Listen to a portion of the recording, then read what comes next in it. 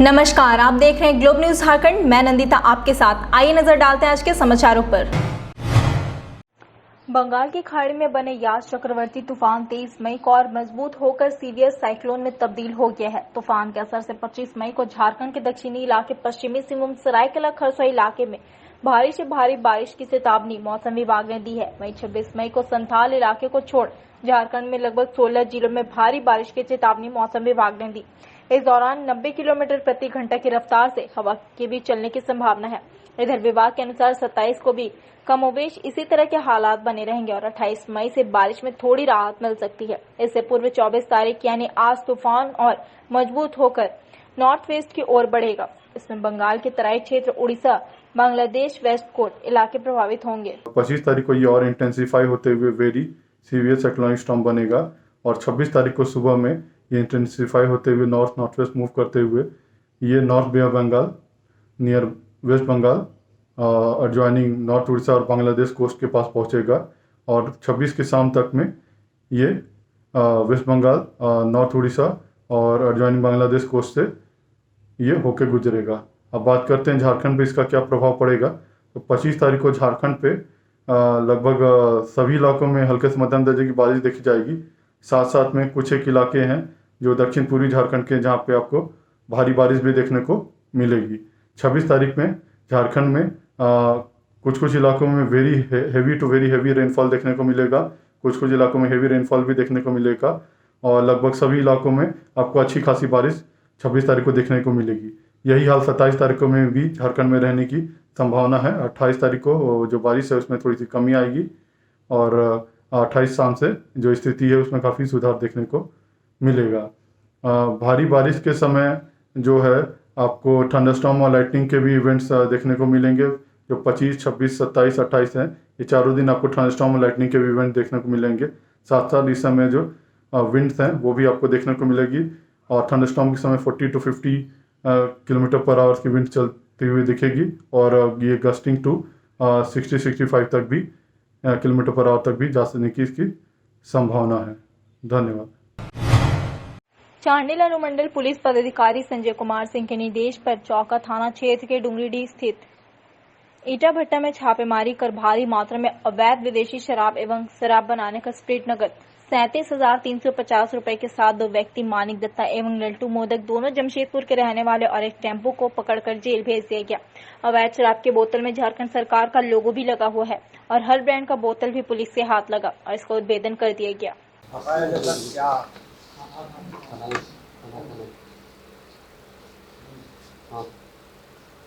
ये चौका थाना क्षेत्र का मामला है। यहाँ गुप्त सूचना मिली थी कि डुंगरीडीह के जराटांड़ के पास कुछ लोग अवैध शराब का कारोबार प्रारंभ किए हैं।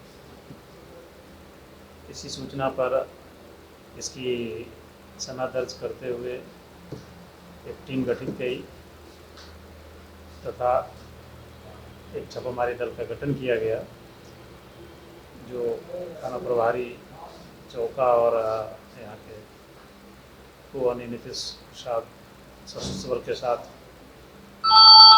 की गई, जिसमें वहाँ पे छापामारी करने के बाद एक टेम्पो में लदा हुआ भारी मात्रा में अवैध शराब,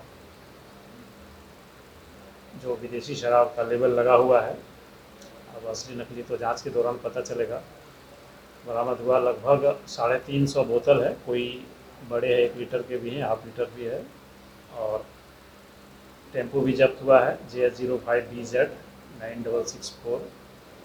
एक जन भाग गया है। पकड़े गए व्यक्ति का नाम है मानिक दत्ता और लालटू मोदक, जो जमशेदपुर के रहने वाले हैं। इसमें इस कार्रवाई से अवैध शराब कारोबारियों पर बड़ा अंकुश लगा है और हमारा हौसला बना है कि आगे भी हम लोग इस तरह के जो भी अवैध शराब के धंधे में लिप्त है उसको हम लोग कानून के हवाले करेंगे और ये पुलिस का अभियान लगातार चलता रहेगा। पोटका क्षेत्र में लगातार वैक्सीनेशन की खराब स्थिति को देखते हुए पोटका विधायक संजीव सरदार ने लोगों को जागरूक करने का बीड़ा उठाया। अब विधायक स्वयं गांव-गांव जनसंपर्क अभियान चलाकर गांव के गणमान्य लोगों से मिलकर वैक्सीन लेने की अपील कर रहे हैं। साथ ही साथ ग्रामीणों को वैक्सीन के संबंध में जो भ्रांतियां हैं उस भ्रांति को दूर करने का कार्य कर रहे हैं। इससे कोविड महामारी में जिस तरह से ग्रामीण क्षेत्र में जो भी टीकाकरण को लेकर भ्रांति हैं, उसके लिए हम लोग एक मुहिम के तहत गांव के लोगों को संपर्क करके जागरूक करके इससे जो वैक्सीनेशन टीका के बारे में जानकारी देने का काम कर रहे हैं, ताकि इनको कि सरल भाषा से अगर समझाया जा रहा सरल भाषा से कि पूर्व में भी जो टीका मिल रहा था, तो टीका मिलने कोई भी बीमारी हो, चाहे पोलियो का हो, चाहे बच्चे लोगों को भी जो टीका दिया जाता है, तो उसी को लेके हम लोग को सभी लोगों को समझाने का काम कर रहे हैं, ताकि समझे और लोग टीका ले पाए वैक्सीनेशन का। तभी जाके हमारा राज्य और हमारा देश कोरोना को हम लोग छेड़ पाएंगे और हमारे जनता सुरक्षित। 18+ के टीकाकरण में ग्रामीण क्षेत्र के जो युवा है स्लॉट बुक नहीं कर पा रहे हैं, जिससे शहर के लोग आकर ले रहे हैं, तो इससे ग्रामीण क्षेत्र पीछे हटता जा रहा है। देखिए, बात ये है कि ग्रामीण क्षेत्र में, क्योंकि अभी के समय में सब कोई सुरक्षा सप्ताह के तहत सब कोई घर में रह रहा और इनको सही जानकारी नहीं मिल पा रहा, तो जिसके चलते ये लोग बुक नहीं कर पा रहे और इनको वैक्सीन नहीं हो पा रहा। इसके लिए भी हम लोग अपने अपने माध्यम से, हमारा जो भी है सोशल मीडिया के माध्यम से और आप लोगों के माध्यम से इसको जानकारी देने का काम करें, और समाज के जो प्रबुद्ध लोग हैं उनके माध्यम से भी इसको जानकारी देने का काम करें, ताकि आप लोग बुक करवाइए और बुक करके आप लोग वैक्सीनेशन का लेने का काम कीजिए। कोरोना महामारी से बचने के लिए ग्रामीण अब ग्राम देवता के शरण में विधि विधान के साथ गांव के पुजारी द्वारा ग्राम देवता की पूजा अर्चना के बाद कुछ देर का मौन रखकर अपना दुखड़ा सभी ने ग्राम देवता के समक्ष रखा एवं गांव से कोरोना महामारी को दूर करने तथा गांव में सुख शांति समृद्धि की कामना करते हुए पूजा अर्चना की।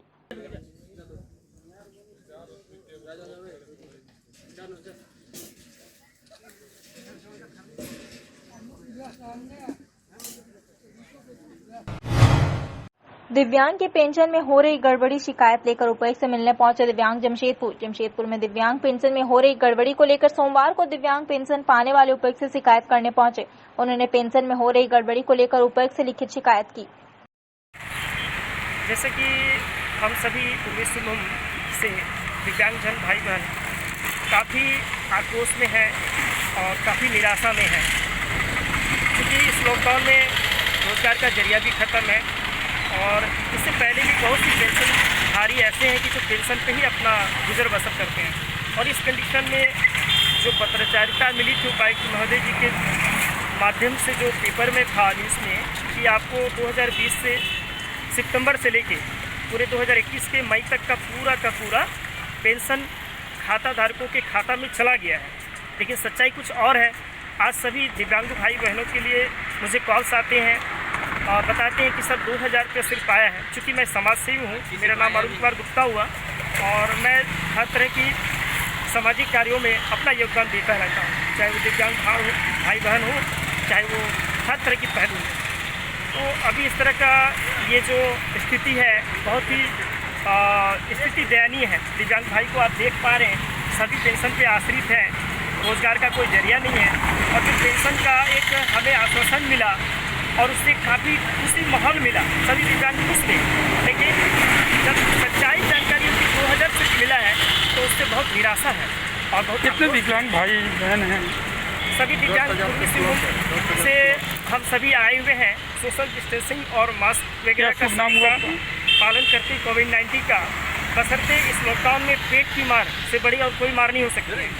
जो पेंशन आई वो 2000 में कैसे चलेगा पूरे 1 महीने तक का, जबकि दिशा निर्देश उपायुक्त दिया।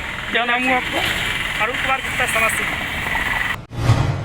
कोरोना काल में अन्य कोरोना योद्धाओं के साथ साथ पत्रकारों की भूमिका भी अहम है। वे भी 24 घंटे अपनी जान जोखिम में डालकर दिन रात कार्य कर रहे हैं। सरकार ने पत्रकारों को कोरोना योद्धा होने की घोषणा नहीं की है, लेकिन वे अपने कार्य से पीछे नहीं हटे हैं। इस दौरान कई पत्रकार संक्रमित भी वे तो कई पत्रकार अब हमारे बीच नहीं है, बावजूद उनके 24 घंटे कार्य करने की तत्परता किसी योद्धा से कम नहीं। ऐसे योद्धाओं के लिए भाजपा युवा मोर्चा ने कोरोना से सुरक्षित रखने के लिए आगे आए हैं।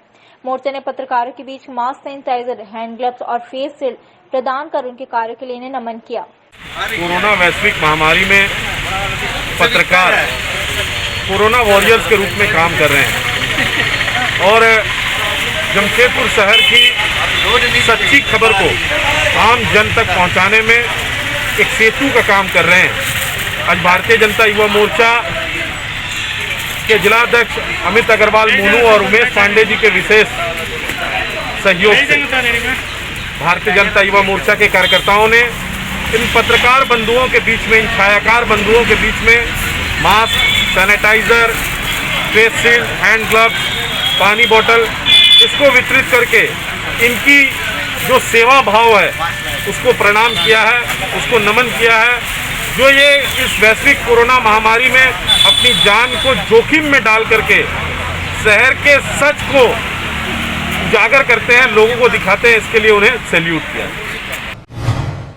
राज्य के स्वास्थ्य मंत्री बन्ना गुप्ता पर विवादित बयान देने के बाद सुर्खियों में आने वाले सरायकेला खरसावां जिले के आदितपुर 2 स्थित 111 सेव लाइफ अस्पताल के प्रबंधक डॉक्टर ओपी आनंद को रविवार देर शाम न्यायिक हिरासत में लेकर सरायकेला पुलिस अपने साथ सरायकेला सदर अस्पताल ले गई, जहां से मेडिकल जांच के बाद सोमवार सुबह उन्हें न्यायिक हिरासत में भेज दिया गया। इधर डॉक्टर ओपी आनंद के गायत्री शिक्षा निकेतन स्कूल स्थित आवासीय परिसर के गैरेज में एक एम्बुलेंस में छिपा कर रखी गई दवाइयों के संबंध में गुप्त सूचना मिलने पर ड्रग कंट्रोलर विभाग ने सोमवार को दबिश दी और दवाई की वैधता की जांच शुरू कर दी गई।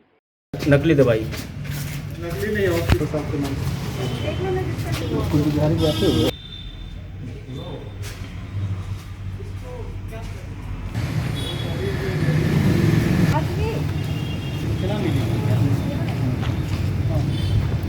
उन्हीं के नाम से दर्ज है, ओपी आनंद जी।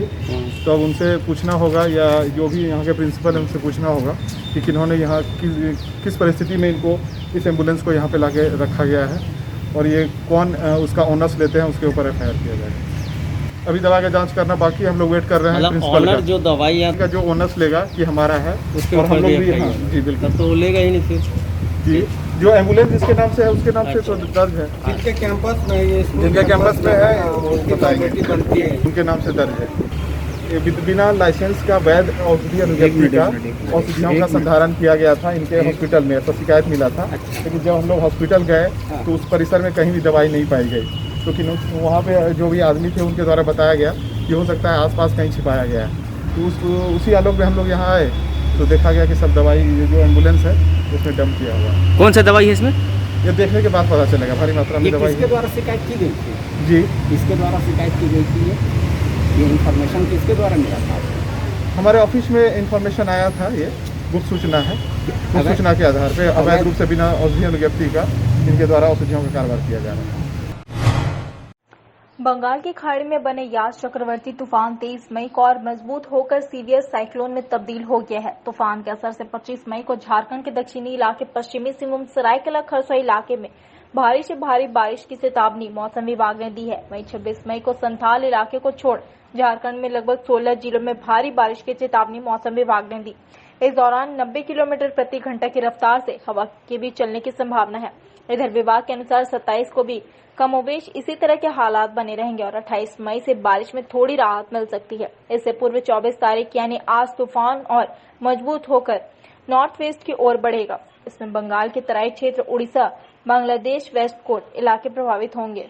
एक आवश्यक सूचना जिला प्रशासन की ओर से आप सभी को सूचित किया जाता है। 25, 26, 27 ये 3 दिन चक्रवाती तूफान यास के बंगाल तटीवर्ती क्षेत्र से टकराने के उपरांत जमशेदपुर क्षेत्र में भी आने की संभावना है, जिसकी वायु की तीव्रता 50 से 60 किलोमीटर की रफ्तार होगी।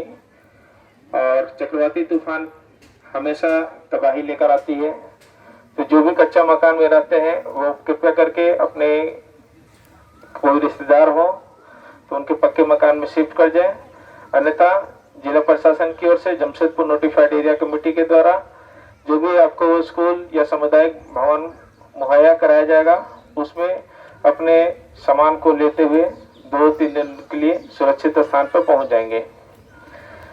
जान माल की हानि बिल्कुल ना हो, इसलिए 24 घंटा 48 घंटा पहले जिला प्रशासन जमशेदपुर नोटिफाइड एरिया कमेटी के द्वारा आप सभी को चक्रवात के प्रति चेतावनी दी जा रही है। आपका सहयोग अपेक्षित है। आप लोग अपना सामान को सुरक्षित स्थान पर ले जाने, अपने परिवार को सुरक्षित स्थान पर ले जाने। पोटका विधानसभा क्षेत्र के सरगोचेड़ा गांव के निवासी राधे टुडू अपनी गर्भवती पुत्री को डिलीवरी के लिए सदर अस्पताल लेकर आई, जहां चिकित्सकों ने उनकी पुत्री की स्थिति को देखते हुए बेहतर इलाज के लिए एमजीएम अस्पताल रेफर कर दिया, क्योंकि घरेलू उपचार की वजह से उनकी गर्भवती पुत्री को शारीरिक समस्या उत्पन्न हो गई थी। वहीं जैसे ही उनकी गर्भवती पुत्री को एम्बुलेंस में ले जाया जाने लगा, इमरजेंसी के बाहर ही उनकी डिलीवरी हो गई। जानकारी मिलते ही अस्पताल के इमरजेंसी वार्ड में मौजूद चिकित्सक और नर्स महिला व बच्चे को लेकर लेबर रूम पहुंचे, जहां जच्चा और बच्चा दोनों स्वस्थ है, किसी तरह की कोई परेशानी नहीं है।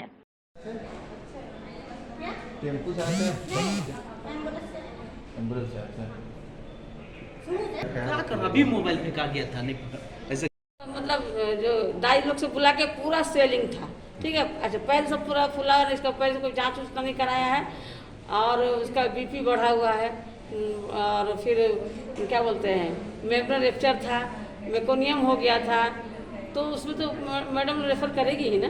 क्या क्या बोले थे आप लोग, क्या यहाँ है तो क्या यहाँ से हम लोग इसको पूरा बीपी देखे, FHS देखे, PV किए, सब किए, प्रोलॉन्ग लेबर में चली जा रही थी, ठीक है। तो फिर हम लोग मैडम को देखे, मैडम देखी तो रेफर की कि MGM जल्दी जाने के लिए। तो इस लोग को बोले कि 108 को बुलाओ, तो ये लोग बोला कि नहीं मेरा अपना गाड़ी है, ठीक है। तो अपना फिर हम नीचे पेशेंट तो हम भी गए साथ में, हाँ डिलीवरी हम ही कराए हैं। तो मतलब इमरजेंसी के बाहर ही हो गया, बाहर मतलब इमरजेंसी में हुआ, बच्चा का पूरा नहीं थोड़ा सा निकल रहा था तो हम डिलीवरी करा दिए। अभी स्वस्थ है बच्चा? हाँ सब ठीक है, 2 किलो 600 है बस जी। आपका शुभ नाम? अब मेरा नाम भी डालिएगा, बोलिए ना। कहाँ रहते हैं आप? हम यहाँ सरगोचेड़ा में रहते हैं। क्या हुआ, क्या कौन है जो भर्ती है, कौन है आपकी, क्या लगती है? मेरा बेटी है। क्या हुआ था? अभी मेरा बेटी है, मेरा है ना, उसका पति नहीं है घर में, इसीलिए हम यहाँ हमारा घर में तो रहेगी बेटी, हम भी देख करके। मतलब आपकी बेटी प्रेग्नेंट थी? हाँ। तो उसको आप लोग सदर अस्पताल लेकर आए? हाँ। तो यहाँ से क्या बोला? यहाँ बोला लेकिन यहाँ नहीं होगा बच्चा, ले जाओ। कहाँ ले जाने के लिए बोला? MGM। फिर क्या हुआ? तब फिर भी हम तो यहाँ तो निकल गया, यहाँ चेक कर लिया सब कुछ, याद साहब कुरुंगा का सब चेक किया, तब बोलता है तुम MGM ले जाओ, यहाँ नहीं होगा। तो हम भी बोला क्या कैसे नहीं होगा, बोलते नहीं होगा जी, बोला और क्या रहने का। तो फिर भी निकल गया, है ना। तब बोला यहाँ का गाड़ी देगा कि नहीं देगा, एम्बुलेंस बोल रहा देगा, तब दे दो गाड़ी, हम गाड़ी से जाएंगे। तब बोला रुको तुम्हारा गाड़ी नहीं है, मेरा गाड़ी तो था लेकिन अभी नहीं है, इसीलिए वहाँ थोड़ा बांट के रखा था। वहीं बच्चा जन्म हो गया? हाँ, क्या हुआ वहाँ? बेटा जन्म हो गया? हाँ। तो फिर क्या क्या किए ये लोग? क्या फिर भी सिस्टर सब गया, हाँ ना। अभी इलाज चल रहा है? हाँ। बच्चा स्वस्थ है ना? हाँ। आप लोग आए कैसे थे? क्या चीज़ से आए? क्या चीज़ से आए थे, कौन गाड़ी? आपका नाम क्या है? मेरा नाम राधे टुडू है। आपका बेटी का? उसका बासो टुडू। जमशेदपुर के बिष्टुपुर थाना अंतर्गत हथकिडी के एक जनरल स्टोर में सोमवार दोपहर अचानक आग लग गई। स्थानीय की मदद से आग पर काबू पाया गया, हालांकि दमकल मौके पर नहीं पहुंच पाई। गौरतलब हो कि इस जनरल स्टोर में दूध की बिक्री के लिए 2 बड़े-बड़े फ्रिज लगाए गए थे और दोपहर के 2 बजे दुकान के संचालक ने तय समय के तहत दुकान को बंद किया और घर चले गए। लगभग 3 बजे दुकान के पास स्थानीय ने आग लगने की सूचना संचालक को फोन पर दी, जिसके बाद वे दुकान पहुंचे। जब उन्होंने शटर खोला तो तब तक दुकान के दोनों फ्रिज और कई सामान जलकर खाक हो चुके थे। दमकल को भी सूचना दी गई थी, लेकिन वो भी समय पर नहीं पहुंच पाई। स्थानीय की मदद से आग पर काबू पाया गया। अमूमन इस आग लगी में 1 लाख का नुकसान हुआ है। मेरा नाम है शाहिद खान। हम लोग जैसे कि रोज दुकान खोलते हैं सुबह 7 बजे और 2 बजे से पहले बंद करके चले जाते हैं। आज हम लोग जैसे घर पहुँचे तो 3 बजे तक हम लोगों को कॉल आया, तो यहाँ पर मौजूद लोग थे, फ़ोन किए कि आप लोगों की दुकान में आग लग गई। तो हम लोग आके देखें, हम लोग यहाँ देखे तो शटर खोल के पूरा आग लग गया। तो उसको पूरा डीप फ्रीज, तो पहले हम लोग इसको फ़ोन किए, 100 नंबर डायल किए, 100 नंबर डायल किए, तो उसके अंदर आधा घंटा में कोई आया नहीं, उसके ये भी दमकल भी नहीं आया, ठीक है। तो हम लोगों ने प्रशासन के लोग आए थे? नहीं, प्रशासन के लोग आए हैं, उस टाइम तक हम लोग आग बुझा चुके थे। कितने का नुकसान हुआ? सर इसमें 2 फ्रीज है, 35 हज़ार, कम से कम 70 हज़ार का फ्रीज था, और उसमें दूध वगैरह था, सब कम से कम 1 लाख का नुकसान हुआ। क्या चीज़ का दुकान है आपका? एक जनरल स्टोर है, इसमें आइसक्रीम और दूध रखते हैं हम लोग। क्या नाम है जगह का? ये धक्केडी कम्युनिटी सेंटर के सामने है, मीडिया स्टोर। आपका नाम? शाहिद खान। कोरोना वायरस के संक्रमण को गांव तक फैलने से रोकने को लेकर राज्य सरकार गंभीर है। सोमवार को राज्य के मुख्यमंत्री ने सभी जिलों के उपायुक्त संग वीडियो कॉन्फ्रेंसिंग के जरिए ग्रामीण क्षेत्रों में कोरोना वायरस के संक्रमण का फैलाव कम से कम हो सके, इसको लेकर जरूरी दिशा निर्देश दिए। काफी घातक साबित हुआ है, ये हम सबको मालूम है। हम सभी लोगों ने कई अपने चाहने वाले लोगों को, कई परिचितों को, कई रिश्तेदारों को, कई सगे संबंधियों को हम लोगों ने खोया है।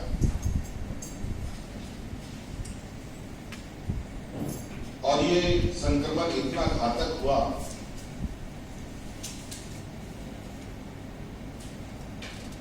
कि झारखंड जैसा पिछड़ा प्रदेश जब तक हम पहली लहर से खड़े हो पाते ठीक से, इसने हमें चोट पहुंचाना प्रारंभ कर दिया। फिर भी झारखंड प्रदेश, हमारे यहाँ के लोग, हमारा यहाँ का सामाजिक, हमारी यहाँ की व्यवस्थाएं, यहाँ का वातावरण, यहाँ के लोगों की सहनशीलता है कि हम कोई भी मुसीबतों में इतनी जल्दी घबराते नहीं हैं, और जो राज्यों को।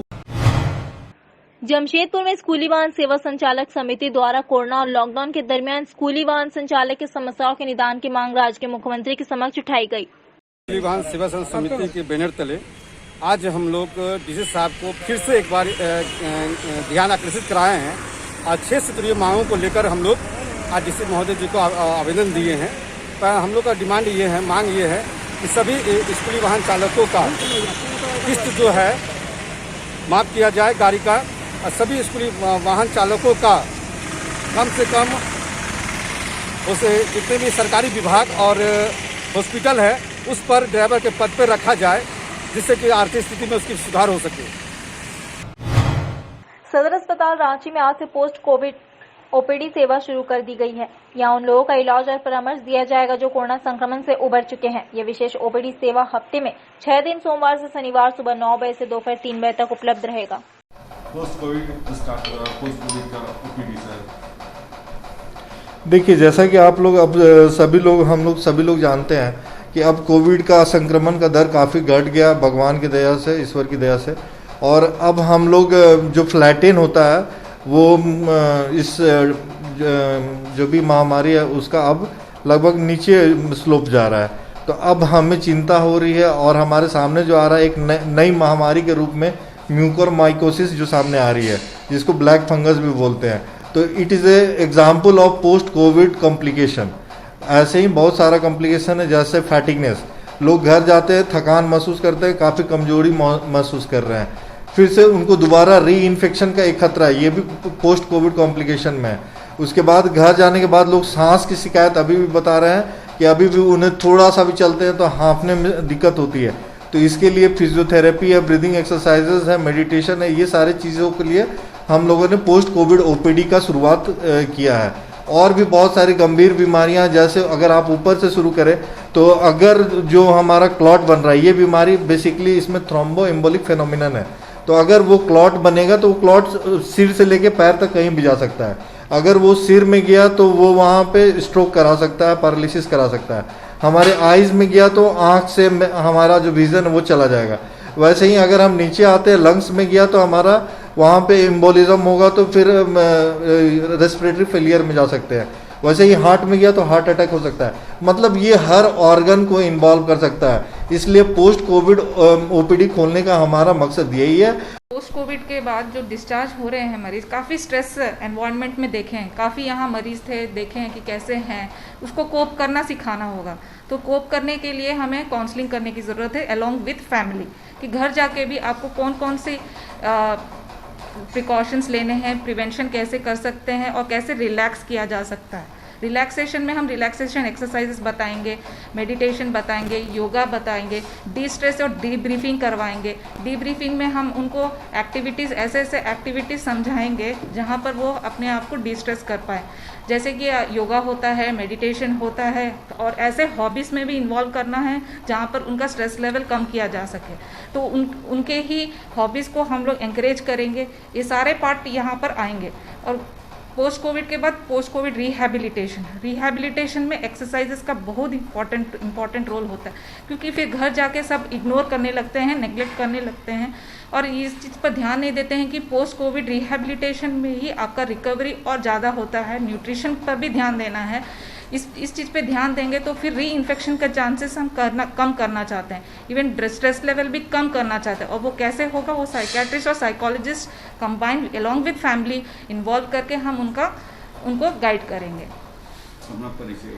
मैं डॉक्टर वीना हूँ, साइकेट्रिस्ट, और यहाँ पर पोस्ट कोविड ओपीडी में अलोंग विद फिजिशियन हैं या सर्जन जो भी हैं, मेडिकल प्रॉब्लम के साथ साथ जो भी साइकेट्री प्रॉब्लम से भी आते हैं, साइकोलॉजिकल इश्यूज़ को लेके आते हैं, हम उनको डीब्रीफ करेंगे।